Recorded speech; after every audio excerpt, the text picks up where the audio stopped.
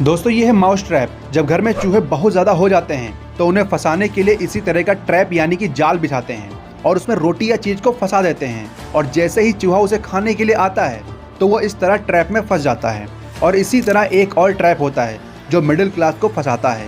ये एक ऐसा ट्रैप है जिसमें हमें अमीर बनने के सपने दिखाए जाते हैं, अमीरों की तरह कैसे रहना है उस तरह के लालच हमें दिए जाते हैं। चाहे वो बैंक्स हों जो हमें लोन देकर हमें इस ट्रैप में फंसाते हैं, या फिर किसी आलीशान कंपनी का मालिक जो हमें महंगे सामान बेचकर अपनी औकात से बाहर खर्चा करने के लिए मजबूर करता है। और इसी तरह हम इस ट्रैप में फंसते चले जाते हैं जिससे निकलना इम्पॉसिबल हो जाता है। कहते हैं गरीब होने से ज़्यादा बुरा है मिडिल क्लास होना, क्योंकि एक मिडिल क्लास इंसान अमीर दिखने के चक्कर में और गरीब होने के डर से हमेशा ट्रैप्ड रहता है। अपने इंडिया की पॉपुलेशन है 142 करोड़ और इसमें से 80 से 90 करोड़ लोग मिडिल क्लास हैं।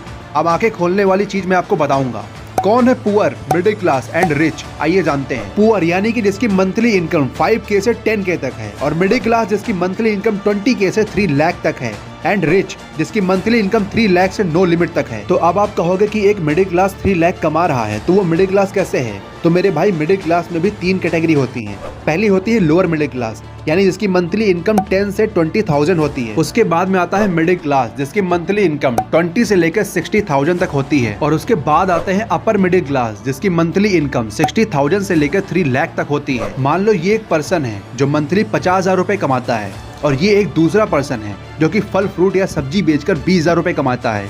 अब आपकी नज़रों में ये पर्सन मिडिल क्लास में आता है और ये पर्सन लोअर मिडिल क्लास में आता है। बट अब आपके दिमाग को शौक लगने वाला है, क्योंकि यहाँ पर ये बंदा अपनी फैमिली में अकेले काम करता है और इसका लड़का पढ़ाई करता है, माताजी हाउसवाइफ हैं और दादी जी घर पर ही रहती हैं।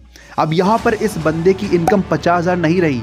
अब आप इस 50,000 को 4 लोगों से डिवाइड कर दो, यानी कि 12,500 रुपए। ये है इनकी रियल इनकम, क्योंकि इसी 50,000 में सबको गुजारा करना है। और जिसकी मंथली इनकम 10 से 20,000 होती है उससे हम लोअर मिडिल क्लास बोलते हैं। तो ये भाई साहब लोअर मिडिल क्लास में आते हैं। अब बात करते हैं इन भाई साहब की। ये सब्जी बेचकर 20,000 रुपए कमा लेते हैं, और इनकी वाइफ घर को साफ करने या खाना बनाने का काम करके 15 से 20,000 रुपए आराम से कमा लेती हैं। और इनका एक लड़का है जो स्विगी में काम करके 10 से 15,000 रुपए कमा लेता है, और दूसरा बेटा किसी फैक्ट्री में काम करके 15 से 20,000 वो भी कमा लेता है। और इस तरह पूरी फैमिली मिलकर 60 से 70,000 महीने का कमा लेती है, यानी कि पर पर्सन 20 से 25,000 रुपए तक कमा लेते हैं। और ये आते हैं मिडिल क्लास में। तो यहाँ पर हमने एक चीज़ सीखी कि जो आपकी रियल अर्निंग है वो तब निकल कर आती है जब आप अपनी सैलरी को आपके परिवार में जितने लोग हैं उससे डिवाइड कर दोगे, और डिवाइड करने के बाद जो निकल कर आती है वो है आपकी रियल सैलरी। और अगर डिवाइड करने के बाद आपकी सैलरी 50,000 आती है तो आप मिडिल क्लास में आते हो। और इंडिया में 2% लोग हैं जो मिडिल क्लास में आते हैं, और बाकी सभी लोग लोअर मिडिल क्लास में आते हैं। तो अब मैं आपको 4 पॉइंट बताऊंगा जिनकी वजह से आप लोअर मिडिल क्लास हो और आप कैसे इसे ब्रेक करके रिच बन सकते हो। Trap number 1, never learning the earn save and invest rule.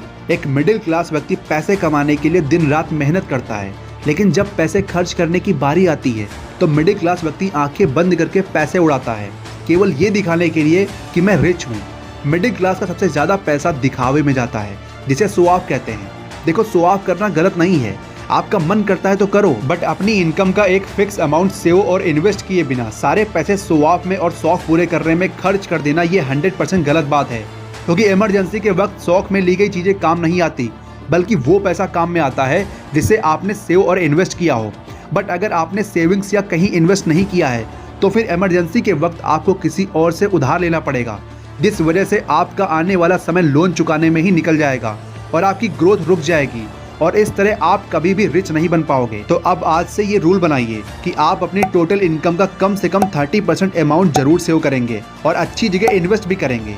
और अगर आपको महंगे सामान लेने का शौक है तो अपनी ज़रूरतों को कम करें और अलग से सेविंग्स करें। Trap number 2, over spending in education. आपको 3 इडियट मूवी का ये सीन तो याद होगा, इसमें फरहान के पिताजी उसके पैदा होते ही डिसाइड कर लेते हैं कि मेरा बेटा तो इंजीनियर बनेगा। दरअसल असनील ग्रोवर ने कहा था, अगर एक मिडिल क्लास व्यक्ति को बेटर लाइफ में पहुंचना है तो इसके लिए एजुकेशन उसका पासपोर्ट है। लेकिन इसका मतलब ये बिल्कुल नहीं है कि आप एजुकेशन के नाम पर ओवर स्पेंडिंग करें। जैसे द इकोनॉमिक टाइम्स के इस आर्टिकल के अकॉर्डिंग आज के टाइम में एक इंडियन बच्चे का 12th तक का एजुकेशन खर्चा 30 लाख रुपए है, और इसके बाद अगर आपका बच्चा किसी बड़ी यूनिवर्सिटी के किसी टॉप कोर्स से ग्रेजुएशन करता है तो इसका खर्चा भी कम से कम 20 लाख रुपए आएगा। और अगर आप आजकल के ट्रेंड को फॉलो करके अपने बच्चे को मास्टर्स के लिए विदेश भेजते हैं तो इसके लिए आपको 50 लाख से 1 करोड़ रुपए अलग से खर्च करने पड़ेंगे। अब ज़्यादातर मिडिल क्लास लोगों के पास इतने पैसे तो होते नहीं हैं, इसीलिए एक मिडिल क्लास व्यक्ति अपने बच्चों को बेस्ट एजुकेशन देने के लिए लोन लेता है। तो दोस्तों, बात अगर इस प्रॉब्लम के सोल्यूशन की करें तो आप अपने बच्चे के पैदा होते ही उसके नाम से पैसे जमा करना शुरू कर दें, ताकि फ्यूचर में जब उसकी एजुकेशन के लिए लाखों रुपयों की ज़रूरत हो तो आपको लोन न लेना पड़े। इसके अलावा ये भी जरूरी नहीं है कि आप अपने बच्चों को पढ़ाने के लिए शहर के बिल्कुल टॉप स्कूल में ही भेजें। शहर में जो भी अच्छे स्कूल हैं उनकी लिस्ट बनाएं और फिर उनमें से जो स्कूल आपके घर के पास हैं उसमें अपने बच्चों का एडमिशन कराएं, ताकि ट्रांसपोर्टेशन और हॉस्टल की फीस बचाई जा सके। Trap number 3, earning of only 1 person in the house. मैंने आपको पहले ही बताया है, अगर एक व्यक्ति मंथली 60,000 से 3 लाख रुपए कमाता है तो उसे मिडिल क्लास कहा जाता है इंडिया में, और अगर कोई व्यक्ति 50,000 से 60,000 रुपए महीना कमाता है तो उसे लोअर मिडिल क्लास कहा जाएगा, क्योंकि उस व्यक्ति के इनकम पर उसकी फैमिली के 3-4 मेंबर डिपेंडेंट हैं, यानी उसकी कमाई 3 से 4 लोगों में बढ़ जाती है, और इस कंडीशन में व्यक्ति को मिडिल क्लास में रहना मुश्किल हो जाता है। इसीलिए आप आज से ही इस बात का फैसला करें कि अगर आपकी 3 से 4 लोगों की फैमिली है तो इनमें से कम 2 लोगों को पैसे कमाना ही होगा, फिर चाहे वो पति पत्नी हो या बाप बेटा। बट अब आपका क्वेश्चन होगा कि आपको जॉब कहाँ मिलेगी, तो इसके लिए आप सोशल मीडिया का यूज कर सकते हैं। मतलब इंस्टाग्राम पर पेज बनाकर लोगों को सिखाकर अर्न कर सकते हैं, और यूट्यूब पर चैनल बनाकर भी अर्न कर सकते हैं। Trap number 4, loan and credit card. आज के टाइम में लोन एंड क्रेडिट कार्ड देने वाली कंपनी ज़्यादातर मिडिल क्लास लोगों को ही अपना टारगेट बनाती हैं, क्योंकि उन्हें भी अच्छी तरह मालूम होता है कि एक मिडिल क्लास व्यक्ति की इनकम भले ही कम हो, लेकिन उसके शौक अमीरों से बढ़कर हैं, जिसे पूरा करने के लिए एक मिडिल क्लास व्यक्ति अपनी पूरी लाइफ में लोन और क्रेडिट कार्ड जरूर लेता है। क्यों? क्योंकि ज़्यादातर मिडिल क्लास लोगों को 80-20 रूल की जानकारी नहीं है।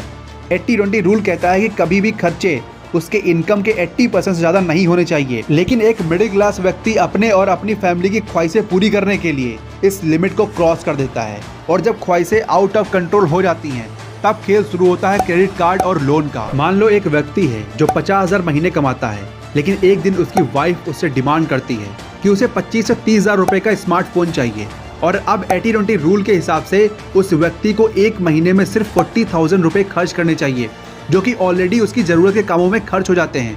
अब वो व्यक्ति जब मोबाइल शॉप पर मोबाइल लेने जाता है तो वहाँ शॉपकीपर उसे बताता है कि मात्र 1,500 रुपए की EMI में वो एक स्मार्टफोन ले सकता है। अब भला 50,000 रुपए कमाने वाले उस व्यक्ति के लिए 1,500 रुपए की EMI भरना कौन सी बड़ी बात है, इसीलिए वो व्यक्ति फटाफट मोबाइल को खरीद लेता है। बट यहीं से तो खेल शुरू होता है। जैसे ही उस व्यक्ति को पता लगता है कि EMI पर बड़ी से बड़ी चीज़ें आसानी से खरीदी जा सकती हैं, तो उसके बाद वो एक के बाद एक चीज़ें EMI पर खरीद लेता है, और इस तरह बिना पता चले वो लोन क्रेडिट कार्ड के ट्रैप में फंसता जाता है, जिस वजह से हर महीने उस व्यक्ति के कमाई का वो हिस्सा जो वो सेव कर सकता था अब वो बस EMI में चला जाता है। अब उस व्यक्ति को इतनी ज़्यादा फ्रस्ट्रेशन होती है कि वो कुछ बड़ा करने का सोच ही नहीं पाता, और हमेशा के लिए एक मिडिल क्लास व्यक्ति रह जाता है। इसीलिए आप आज से ही खुद से वादा करिए कि आप कभी भी अपना या अपने परिवार के लोगों के शौक पूरे करने के लिए लोन या क्रेडिट कार्ड का यूज नहीं करेंगे, और इन चीजों का यूज तब करेंगे जब बहुत बड़ी फाइनेंशियल इमरजेंसी हो। तो ये वीडियो यहीं तक है, और इस वीडियो को बार बार देखना ताकि आप इस वीडियो में बताई गई बातों को ध्यान से समझ सकें और इनको अपने जीवन में अप्लाई करके रिच बन सकें। तो मिलते हैं नेक्स्ट वीडियो में। जय हिंद।